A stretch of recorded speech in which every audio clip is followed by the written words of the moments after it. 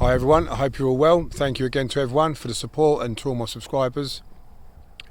Here's a video about Big John McDermott and not just the fight he had with Tyson Fury, but the sparring session I had with him, which was, they mentioned it in the boxing news because of what happened in the sparring. So basically, if you remember back, a lot of people think Big John was the only person to beat Tyson Fury. And I actually watched in the first fight. I actually watched the fight, and I thought he won it as well, but he didn't get the decision. And then in the rematch, I think Fury stopped him. There's a wasp there. I think Fury stopped him. But if you remember the fight, let me know what you think and let me know your opinions on that. Or rewatch it again and let me know what you think. It's on YouTube. But John was a very, very good fighter, and he was the ABA champion the year before I got to the final, super heavyweight. Very good amateur and a very strong fighter. Now, I went down to spar him just a week before he fought Danny Williams for the British title. Now, Danny Williams was another good fighter, you may know, who beat Mike Tyson and was a really good British European level fighter. But John was fighting him for the British title, and I went down on the last day he was sparring. This was a Friday, I think, so he was fighting the following week. I went down and we sparred him. I think there was 2 or 3 of us that got in. It might have been me, Big Paul Joyce and Michael Sprott, I think. But we all went down to spar him. So, I mean, John was having to spar 3 of us, so he had his work cut out. And then I think it was the very last round. He might have done 10 or 12 rounds. And in the very last round, I caught him with a jab to the head and a hook to the head.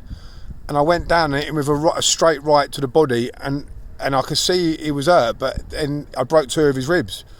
And John's got a really strong stomach, so I didn't expect that to happen. I didn't intend it to happen because he had a fight the following week, and then, he found out he broke 2 of his ribs. It was well known because they put it in the boxing news. The boxing news wrote about it. So John still went ahead with the fight against Danny Williams the following week, and I think he won that fight as well because I think he got robbed again in that one. And he fought with 2 broken ribs, and then they were lined up to have a rematch quite a while down the line, a few months later. But I think his ribs were still playing up, so he couldn't go through with the second fight, the rematch. But I still think he got unfairly robbed, and I think he got robbed against Fury as well. So a couple of bad decisions for John. I did spar John again. I'd sparred him again, and he got his own back on me. We only sparred twice, and I sparred him the second time when I was with Mervyn Turner. And I think John came down, we'd done a few rounds, and he caught me with a lovely right hand that only buzzed me for a couple of seconds, when you get that little buzz. But he got me with a beautiful right hand. I carried on sparring and all that, but I never went down in sparring. I never ever went down in any sparring, and I never really got hurt in any sparring. I had a couple of broken ribs, actually. I got a couple of broken ribs, I think, from Tom Little before I fought either James Toney or AJ. But I didn't bother mentioning it. I just carried on.